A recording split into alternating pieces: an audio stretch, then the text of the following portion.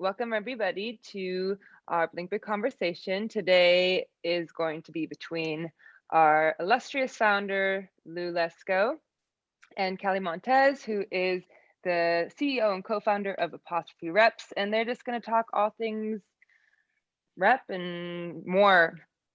All right, now take it away, Lou. Okay, so hi, Kelly. Oh, How are you? I'm good. Yeah, things are busy. Things are very busy, which is really exciting. Us too. So I think there's a lot of stuff to unpack today, but I think one of the things I wanted to sort of address with you and sort of get your opinion on is like the huge misnomer about getting an agent as a photographer. Actually, we should probably talk about the fact that you're not an agent, you're a rep. Because because an agent is actually a job title or position that is governed by law. Mm-hmm. And reps don't have the same constrictions that agents do. And one of the big things is that agents can only charge 10%. They can only do certain things, which is why in Hollywood you have managers and agents. That's also being blurred a little bit now lately in Hollywood, and that's, I think we'll get to, because the role of the rep is also being blurred and becoming more production oriented. We'll get to that towards the end of the conversation. But one of the things that I get approached about often is, in terms of questions, is people say, okay, when I get an agent, my life is made. Like I can sit back and just be a photographer now. And in fact, it's quite the opposite, right? Yeah, absolutely. I think once upon a time, reps really were gatekeepers. I mean, I can remember someone would call me to get a portfolio and I would take something physical to people. The internet wasn't as fast and downloading images took a lot of time, and you needed these central places to go and to find talent. But now that Instagram has come into our world, there's so many different ways for people to engage with people who are creative image makers and creative content makers. And they can source them and have that dialogue directly. That said, I do think it helps to have a rep, and that relationship works best when both sides are putting in the work. It's I need someone to be a really good business partner. That's ultimately what I look for. Again, my job used to be, I'd send a book out, I would get a bid, and oftentimes I wasn't bidding against anybody else. And I do some meetings, some shows, but the pool of people out there who purchased artwork was much smaller. It was easier to keep track of, just even in your head, who was at what agency. But so much has changed. There's so many different people who buy. I need to have a social media strategy, an e-marketing strategy. I'm on LinkedIn engaging with people, trying to make all of those personal connections.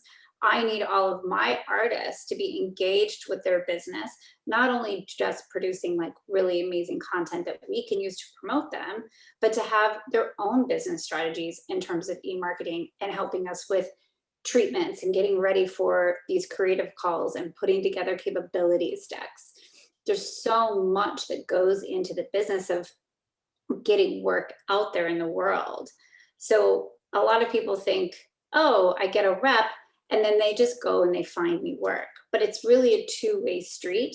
And the people who are the most successful are the people who are truly my business partners and helping me and engaging with me in terms of growing their business.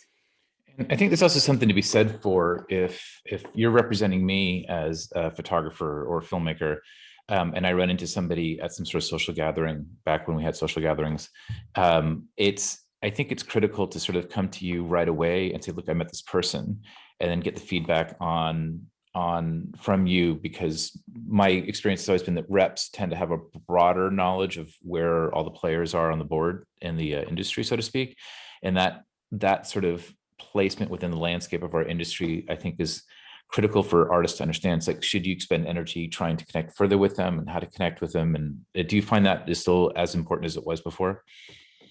In terms of the buyer coming to connect with me and asking an opinion on? No, it's much more so like just understanding the social, like if I run into somebody who's an art director at an agency, that we get along well. And then I'm going to come to you and it's like, how do we connect with them further? That's sort of like a really critical thing. Instead of sort of sitting on it, you almost have to jump on it immediately. Oh yeah, absolutely. I mean, and that's that other side of the equation that photographers and photographer directors can do. I've always found that the relationships that happen with creators, whether the art director and the photographer, the copywriter and the photographer coming together, that's a different kind of conversation than when I'm engaging with them. You know, I think of myself as a really lovely and charming person, and why would anybody want to just chat with me all the time? But creatives want that buffer between them of an art buyer, and they don't want to feel like they're necessarily being sold to. But so much of this business is personal relationships, especially when there's such a huge choice. And that I do think is like the benefit of the rep is I have so many personal relationships, and I do have people who call me and ask me for recommendations. And I recommend whoever is on my roster, but there are also times where I don't have somebody. And so I'm recommending somebody off roster in order to help build that trust and that sense of community with that person. And that same thing can happen with a photographer. When a photographer says to me, like, oh yeah, did you follow up with X, Y, and Z creatives? It's like, well, yes, of course they did. But did you? It's on you to also to continue to develop those relationships further as well. Yeah, and you mentioned something about a buffer, which I think is kind of important to understand, that as talent, you don't want to engage in uncomfortable conversations about money or rights or anything else like that, because it's, for whatever reason, having that associated with the talent, it's better to offload that off onto the rep, because that's the rep's job. And there's an expectation that there's going to be some, not acrimony, but there's going to be a little bit of friction there, because the rep has their job representing their talent and the agency side has their job trying to get the best deal. And that shouldn't really fall on the talent per se, because it's distracting from what they are getting paid to do. And I don't think anybody who's on the creative side in an agency wants to see the talent in that sort of like role at all. And I think that's an important distinction to make and to understand.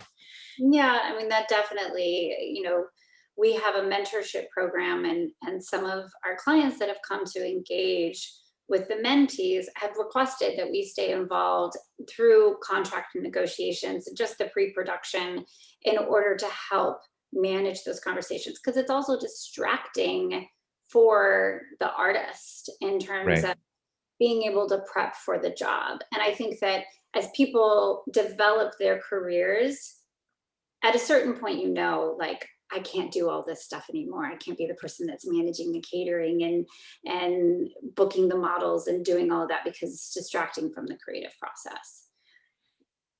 But I also try to tell people it's really wonderful to understand what that takes and what the value of that role is. Early on in my experience as a rep, there was a couple of times where I had to fire a producer off of a job, and I had to step into that production role. I value my producers and my production partners so much, because I understand everything that they did. And it made, granted, nobody wants to have to step into that role in an emergency situation, but I learned a lot from it. And that, as you move through your career, you know the times when you have to shed those hats, but you also know the value of it, and you can speak to it when you're defending your estimate or thinking about the time that it's going to take for pre-production. Right. And I think, just staying on the topic of making sure that talent is in the creative mindset, I think that's actually really critical, because a lot of what we do as creators is problem solving. The client has a request and we have to execute that request. And sometimes that request will come at the last minute or unexpectedly. And if you're worrying about two different things, I don't feel like you can have that binary switch in your brain go from business to creative very easily. And I think that's another sort of to use the word buffering again, that the rep provides is like, we will take that off your plate and you can focus on other things that are actually much, much more important.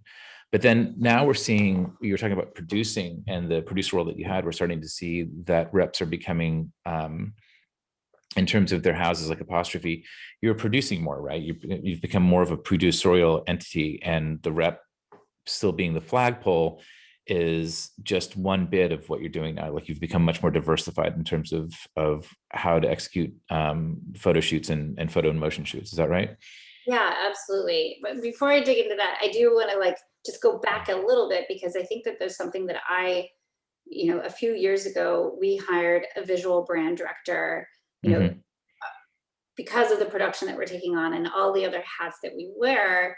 It was really hard for so long. I owned web edits and the complete creative vision of Apostrophe. Like, of course, my reps helped me and what have you, but a lot of that burden fell on me. And so I brought somebody in to work alongside me. And he's a truly amazing creative person, and I'm so thankful to have him in my life. But it was really interesting to sit across for him, because when we opened the LA office, it was just him and I.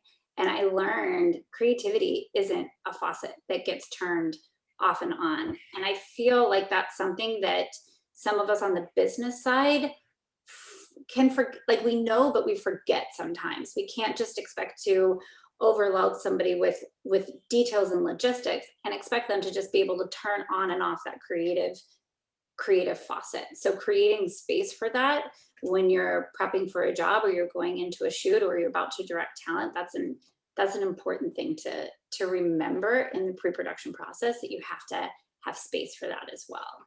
Yeah, you have to get into the zone, so to speak, I think. Yeah.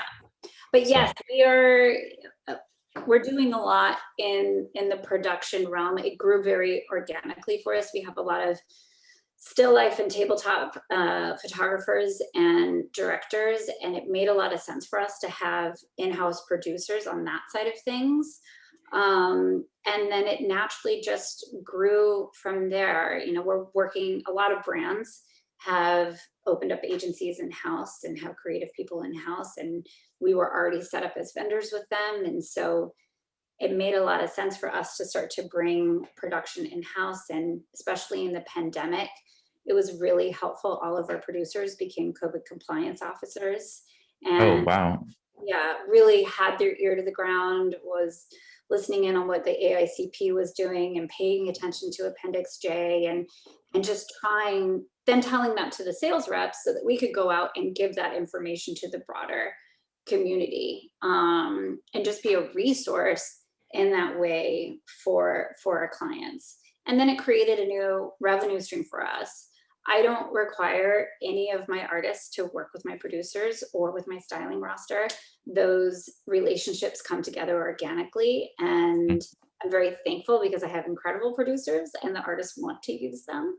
But it's been a really interesting new side of the business that we've been able to, and a service that we've been able to offer to our clients. And so, speaking of sort of setting precedents, you're a member of the AMA, is that right? Yes, I'm the president of the board. Oh, I didn't know you're the president. Wow. Sorry. It doesn't. I say. And that's really, that's really about bringing sort of AICP style guidance to an industry that's really kind of needed it for a very long time. And yeah. Absolutely. I feel like I've been a part of conversations with fellow reps for so long I'll back up. And I have to give some kudos to BlinkBid. I started thank you. BlinkBid when I was just a baby rep. And I've only ever worked for Apostrophe. And I only ever saw Apostrophe's template. And we started as a still life only agency. And then I grew to start representing more lifestyle and portrait photographers. And I remember when I used BlinkBid for the first time, and you have all these amazing commercial photography catalog. And I pulled that up and I was like, wow, these are all the things that I could be charging for. I always thought it was kind of crazy, like expendables. Yeah, that makes so much sense. All those little bits and bobs and tapes and foam core, like yeah, that's because of a job. I should be able to charge for this stuff. I always thought I could, but I didn't know what to call it. Right. The AMA is a little bit of that spirit of like, I know I should have a cancellation policy, but what should that look like? And there's the AICP for the live action world. And I think a lot of us have always turned to see what they're doing, and they're the leaders in this space. And I'm so thankful for them. Mm-hmm. But it's slightly different than a photo set. And Yeah. so we're looking to try to create some guidelines for people. We're looking to try to create that, which you've been a part of, the universal bid form, so that people have that list of things that they know that they can include on an estimate. Now, it's their competitive advantage whether or not they charge for these things and what it is that they charge for it. But at least it gives everybody a starting place. It gives our industry some sort of standard to start to build from, some kind of template. And that's the spirit behind the AMA, that we're just stronger together. If we can all be working from the same foundation, we can build and grow better. I think also having sort of a common language in terms of communicating with the agencies is going to go a long way to get jobs approved much more quickly. So there's no question about like, why did this person have this line item here and this person did not have this line item? And I think given an entire list of everything that could possibly be needed will sort of jog the memory of things that you absolutely need to include, which is just going to make you look better to the agency that you're bidding to. And there's going to be less back and forth on little tiny things that have gone awry, as opposed to like we can both start sort of like further down the road and really start talking about the money and how we're going to get this job awarded, don't you think? Yeah, absolutely. And I think it goes back into that valuing the various different roles that you play on your own behalf when you're producing a photo shoot, and then understanding that there's other people out there in the industry that can help you. I mean, one of the things, influencers are definitely a part of our world now, and many of them are producing interesting content. And some of them come to me wanting to make that transition into commercial photography. And when I have conversations with them, a lot of times they don't have that starting point. The things that are a pain point for them is they're like, oh, and then I'm getting the props and I'm paying for this and I'm having to like rent a car because it ends up being too much and I'm trying to fit this all within the budget. And they've just never had an opportunity to see what a commercial photography estimate category looks like. So they're undervaluing themselves and what it is that they're doing. And that could be such a resource for anybody, whether you're coming out of art school, whether you're a seasoned photographer, whether you're an influencer wanting to move into commercial photography, to just have a baseline. Right. And then can we talk a little bit about treatments? I know it's a big word that, if you know it, you know it. And if you don't, it's a little bit scary. And it's become sort of standard fare now, isn't it? Coming up with a treatment. Yeah. For a job. So just even when it's not asked for, we just do something. And it can either be sort of a written one pager, or it can be sort of a bullet point with images of this is how I see this shoot coming together type of thing. And it gives sort of a clear picture of what the photographer's execution is going to be of the job, or the director's execution is going to be of the job. And treatments have been around TV commercials for decades. And they just started coming into photography about 5 years ago. And now it's almost required almost every job, right? Yeah, pretty much. And I think the one thing that's frustrating with treatments is that people think you can just pull them together in 48 hours. But if you're a busy photographer, you're on set and my artists want to have a say. We're not just trying to cut and paste from things that we've done before, but we're truly thinking about your job and about what it is that we're going to do for that client that's new and unique, that hasn't been done for any of our other clients before. And coming up with that writing and that language takes some time, because photographers are visual people. They're not writers. Right, So right. It takes some time to pull that together, but it's also a really great place to start the collaboration from, and letting people using it as a document that then guides the rest of your pre-production. Like, this is my plan for lighting. This is what I think we should look for in terms of casting. These are the types of locations that I think that we should be looking for. And then our producers on the flip side look at that and estimate against that. And it creates better communication from the start. So yes, sometimes they are stressful to be putting them together quickly, but it's a great tool to begin collaboration from. Yeah, and I just sort of would like to mention to photographers that are out there, if you are having to come up with a treatment, know thyself. And if you're not a writer, it's okay to find somebody who is, and then tell them what you want to do and have them write that out for you in a way that's cogent, because writing is really about efficiency with words. And the quicker you can get your point across in a way that makes a lot of sense, that somebody can understand very, very quickly, the better your chances of getting a job. If you try to do all of that creative work, or if you are not a writer and you can get yourself stuck a little bit, and you can end up saying something that doesn't make any sense, or whatever that thing is. So don't have any issues about seeking somebody who can write to help you out and execute your, try to articulate your vision. Because I think the most important thing at the end of the day is just to get that idea for that vision across to the client. 100%. So, and then in terms of just sort of like getting back a little bit to being a good business partner, one of the things that I there's a podcast I like, it's called Jonesy's Jukebox. It's Steve Jones from the Sex Pistols, and he was talking to Billie Eilish, and I'd never heard of Billie Eilish before. And Billie Eilish was in the studio with her manager, and the manager kept saying over and over again, the reason that Billie Eilish blew up as a musical artist is because she did so much work. And the manager just kept talking about how she could take Billie's hard-fought social media work and socializing work and connecting work and just build upon it like exponentially, because it was already there. It's sort of like you're giving more and more stuff that the manager can work with. And I would talk to, or speaking to photographic artists that are listening to this now, if you're working with a rep, it's the same relationship. The more you can give the rep to work with, the more the rep will do for you. It's an exponential thing. If you sit back and think, oh, the rep should be doing things, or having sort of a negative attitude towards your rep because not enough is coming in, you're not going to move forward as quickly. The other thing I would also say is reps are not therapists at all. No. They're very busy people doing a lot of phone calls. And the first rep that I ever had, Michael DiMartini, when I would call and say, poor me, where's my work?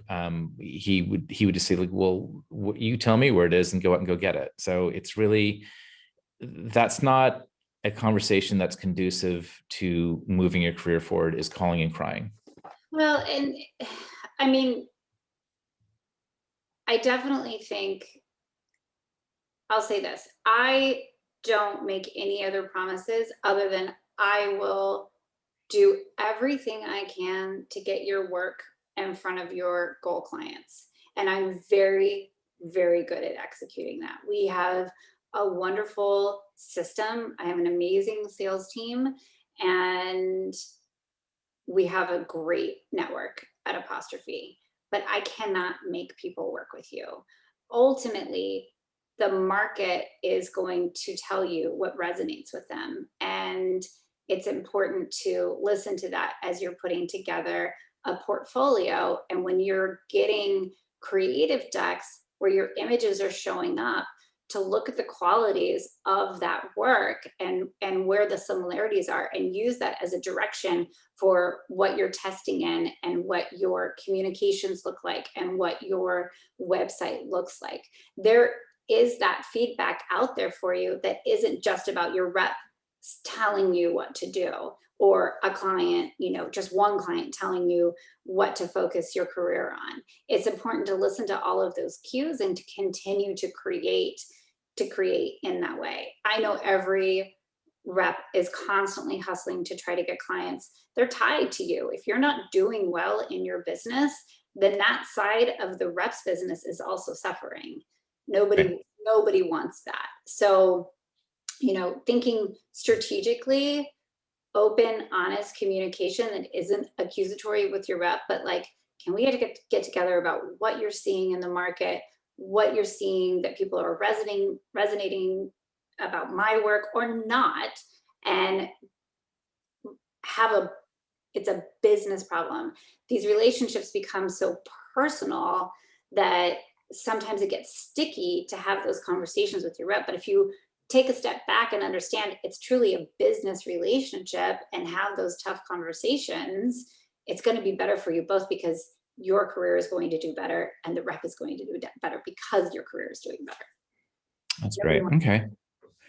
Kimmy, you think we should open up to questions now? Yeah, so we're opening up questions. There's a couple in that little question Q&A box if you want to look at it, Lou. You see it? Oh, okay.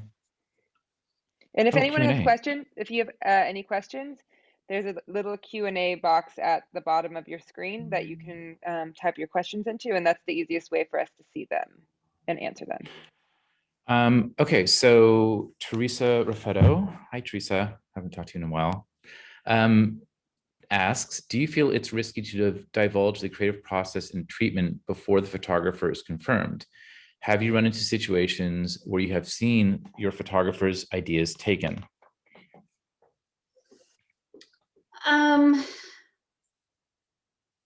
I've definitely seen times where I'm like, that's very similar. I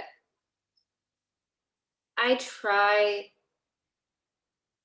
to encourage my artists to be open with their ideas, because ideas are just ideas. And there's always those instances where something will randomly look very similar to something else. There was one thing that Mitchell Feinberg did pitch to a client that involved a very elaborate wind tunnel in smoke. And then we saw that put out by that client with another photographer shooting it. And that definitely had me go, it took a lot of engineering to make that happen. I know what made that happen. But then there's other times where you'll see somebody, and this kind of speaks to Bruce's question, where they're doing some soldiers of lipsticks and it looks very similar to what somebody else did. There's so many ways that you can shoot a lipstick, and I think that that's what's tough for artists, is to always think about, like, how am I going to do this different and in a new way that nobody else has seen before? Right. And also to push your client to say, I'm not going to recreate that picture. Instead, let's do this. Let's expand on that creative. Right. And I was just talking to an artist about this yesterday, about, like, we can't do that for this client. We've already done that. So how are we going to change it? How are we going to expand it? How are we going to make it new? In the treatment process, I don't get hung up on that. I think that the way you direct talent, the way that you light your images, the personality, who you are, who your brand is, that comes through those photos, if you have a clear vision and a clear voice, then that is what's going to make that unique and special. And so somebody else can be saying, I'm going to capture unscripted moments. They're going to do that in their way, and you're going to do that in your way. If it's something that's highly technical, that requires some engineering and massive pre-production, and it shows up later on down the line, then yeah, that's a little bit crazy. But it's really, owning your brand, owning your vision, and feeling confident in it, and putting that out there. Also, just sort of an FYI, the ideas are not copyrightable. And so people put, they make their ideas that are so precious, and until they exist in some sort of written form or visual form, they're out there for anybody to take and do whatever they want with. And another thing that you also have to keep in mind, if you've ever noticed, like when the Harry Potter movies came out, there's like dozens of lawsuits saying, no, I came up with that, I came up with that. A lot of people are thinking the same thing. It's the ones that execute on the ideas that get them out there that become the ones that get to be well known. But you have to be aware there's not that much originality. The originality comes in the execution in a lot of ways. So it's just, you have to kind of keep that in mind before you get too trumped up about somebody. Oh, they stole my idea. It's like, no, they probably had a similar idea and they did it in their own way. I just, I've definitely had times where artists have come to me, we've been like, "Ooh, that looks really similar." And then you know, I'm thinking of one artist in particular, and the way in which she responded to that was like, well, it's time for me to evolve. It's time for me to do the next thing that person's going to Oh, that's always, and that's a great point. Yes. he has such a growth mindset, and I love that about him, and value that about him. And I would say that to everyone, a growth mindset of like, well, then how do I push it further? What do I do next? Is a better way to spend your energy and your time than to think about like somebody. Yeah, totally agree. So I think I'm just going to answer this really quick for Kate Baldwin. Regarding a treatment, how detailed should your vision be? And if the art director has a vision, or in some cases when the client is still figuring out their needs, how much detail is important to go into about your vision for the shoot? So Kate, on our site at blinkbid.com/don't panic, I did something with Susie Barabee, where we put together, she gave me the boards for a shoot, and I wrote a treatment, and then I did a treatment. So I tend to write prose, so I did a very long-winded treatment, and then we also did one that's very bullet pointed, and that'll sort of give you an idea of how that process works and what could be best for you. Let's see. RC Rivera, do you think what the cons of having a rep that also produces jobs? Are there any cons that having a rep produce jobs? And do you think it could be taken away from what the rep needs to do? 100%. Which is why I have a whole production team that is actually rolling out into completely separate production entity. You know, I don't like to produce, because what happens is that it's a bottleneck for me, and I can't sell. I can't keep the pipeline coming and be promoting and growing the business. And that's actually part of why we started to get producers at Apostrophe. Originally, they were just taking the estimating off of the rep's plate and helping us set up the jobs so that we could be free to do all of the other things that we need to do as agents. And, you know, there are times when you are doing some light production with the client, and that is a bonding moment. Like, production is sort of a weird, like, can be bonding moment. Completely. Yeah. It is still a marketing moment, but it's knowing when, as a rep, you have to step away from that and pass that off to the photographer and their studio manager, or you have to hire out for it, or pass it to your production partner that you have internally. So, you know, we don't have reps that also produce. Like, we have other producers in our organization that then step in and take that over, and they're specialized in that, so that the reps can start to focus on getting the next job. There's a question from Bruce about, are reps struggling to get usage rights in today's market?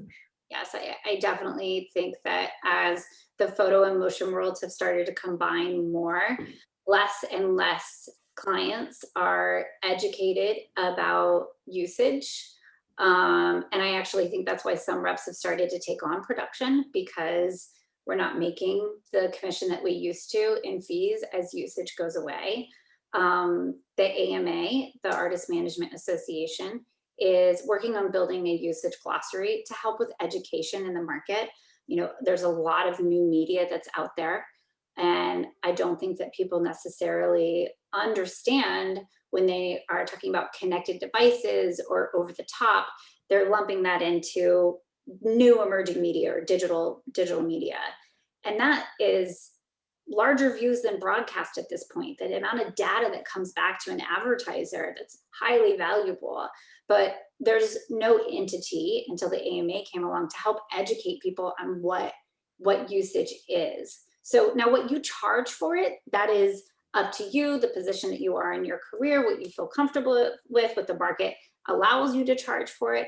But at least it's a place where we can start to educate people and start to say, listen, owned and operated social media channels and website is totally different than a paid social media ad. And we need to start having that conversation as an industry, and also talking about how the stills world is different than the motion world. So Ralph Menemeyer is using a modeling world sort of analogy about fee structure and 20% over the top. And Ralph, what I'm going to do, instead of doing that, which is a little bit more arcane, I'm going to talk about how the TV production world works in that when there's a bid, the production company gets a standard markup over all the A through K, which are these different sections in the AICP form. And that's how the production company makes their money on top of being able to produce efficiently. And because it's a bid structure, which means, or it's a fixed bid structure, which means we as a production company will make this commercial for X number of dollars. And if we come in under budget, we get to keep that as profit. And on part of that fee or part of that price for the commercial is a standard markup over the expenses of the job. So the question from Ralph is, do you see the photo industry going in that direction? Potentially, yes. I mean, I do think a markup, an admin fee, an administration fee is becoming more commonplace. Part of that is because of the amount of time in which it takes to get paid, and the holding costs have become much longer because we don't have any sort of industry standard as of yet in terms of payment terms. So the markup is helping with that for the carrying costs. But the stills industry is different than the production world. So the production world, a production company has directors on their roster, and they do work with those directors to grow that talent, but they have outside sales reps. And those outside sales reps have multiple different production companies that they're putting forward, and then they get a commission on the markup. Now, Apostrophe works a little bit different. We have the talent, we work with the talent to grow the talent, but we're also the sales reps. So we're also the ones that are out spending all of the money to manage all of the marketing. Where the production companies, yes, mostly it's covered in the percentage that they pay to the sales folks and maybe a monthly stipend, a small stipend for expenses. Whereas I have that burden for any of the promotional materials that we are putting together, whether I'm assisting, I spend some money to help my artists test. That's something that I do, and the dinners and the travel and all the other things that go along with it. So a rep's costs are a little bit different than a production company's costs. Now, then we have a lot of reps have producers that come in as well. And we're both carrying insurance on both sides of the equation. We're both sharing risk and liability on both sides of the equation. And that markup, a lot of times, is getting split between the two. So, the rep isn't making that full markup that a production company does on the TV side. So it's a little bit complicated. Short answer, yes, I do see that could potentially those worlds start to meld, but our structure is a little bit different than what you see in the live action world that makes it a little bit more complicated to just move directly to that model. So, and also I'd add to that a director in a TV commercial production, when I was directing, has no rights to the work that's created at all. So there's no usage rights management or anything like that. You're basically a work for hire person. And I will tell you, once you wrap the shoot, you go from hero to nobody, like literally in seconds. It's pretty funny. So I think we can do one more here, which I think is going to be good. What's the best way to get a rep or approach a repping agency? I actually do a lot of work with people off roster now before they join us, so that they can understand what our expectations are and the way that we work. And so that I can understand who they are and their brand and what it is that they're looking for. It's really important to me that people view the relationship as a business partnership. And by working on jobs together, sometimes I'm bringing jobs to them, sometimes they're bringing jobs to me, but it's a nice way to test the waters and see, do you like how they estimate? How was the billing on the back end? How was follow up on the estimate? Were they transparent about X, Y, and Z? It's a good way to put a toe in the water. And it's also a good way to show a rep that you're interested in. I have work. Like, if you bring me onto your roster, I'm automatically going to be revenue generating for you in some way. It takes a lot. I really like working with emerging talent and growing people, but it's a very big time investment before a photographer's career really starts to grow and roll. And then can you talk a little bit about your mentorship program, which I love and think is amazing? Well, I have to thank you because you're a huge supporter of the mentorship program. And, you have granted all of our mentees a free membership to BlinkBid. And it's been game changing for them in the way that it was for me to see that catalog of things that they could charge and just help them even keep track of their money. So thank you so much.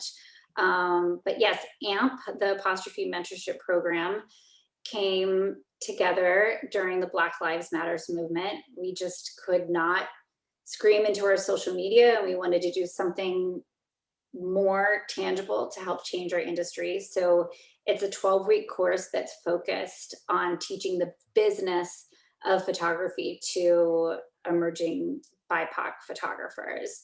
And we get into everything of breaking down terms on a PO, developing your brand attributes, working on PDF portfolios, custom treatments.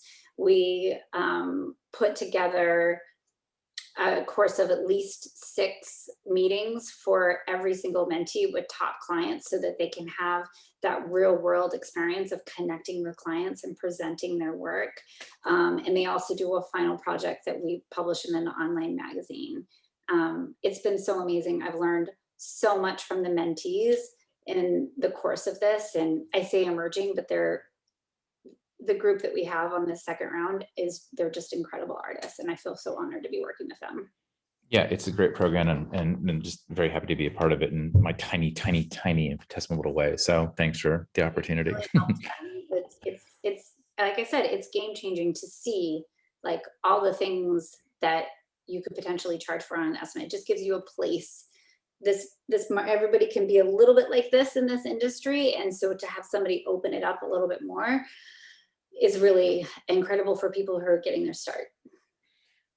So I just want to do one more quick question. I was going to kind of cut out there, but this is kind of interesting. Daniel Castro writes in, as a photographer that has moved into predominantly directing, do you think that working with a hybrid stills motion rep makes sense? Or do you think being in a production company roster might be a better fit? Okay, so I'm going to take a stab at this because I did a transition from photography to directing, and I did both. I had a rep working on the photography side, and then I was being represented by a production company. Now, I was very much a rookie director, which means my market value was tiny compared to the other directors in the production company. And so I made a promise to the photography rep where the majority of my money was still being made, that I would put X number of hours, or I'm not sure how I delineated it, but I would put this much effort so that she could still be making money and we could be making money there. And then it just sort of like feathered, and then I started doing more writing and directing type stuff. It really is a question of where you're making your dough and how easily you can make that money and how you see yourself making that money. And then, so keep that all in mind. If you think that I'm going to go get rep by a production company, you're going to start moving out into TV commercial land, that's a big leap. I learned some very hard lessons that way, thinking that I was all that, when in fact I wasn't. And so you need to have a really very realistic view on it. And then Kelly, what are your thoughts on that? It's interesting because so much of what I do now is motion and motion only. 5 years ago, I would have been like, yeah, make that jump and go find a production company. And that's what they do. But because of the way in which markets have changed, like, I really think I'm able to bring something to a lot of my photographers that are wanting to direct, a lot of new opportunities as people are stretching to find different talent. So a good portion of what we do, I would say half of what we do, is motion only now. It's really amazing how much it's changed. I think that you just have to listen to yourself and your relationship and what your relationship is with your rep. I know that there's some reps that don't want to deal with motion and aren't looking for those opportunities. So I don't really feel like there's necessarily a blanket answer to that. I mean, Apostrophe is working really hard to grow our opportunities in the motion space for the photographers who have become directors on our roster. I can't say that for all other reps. So I think it's just a matter of like, what is your rep's core competency? How are they looking to grow, and what makes the most sense for you and your business? And what is the market saying to you? Are they responding more to your motion work, or are they responding more to your photography work?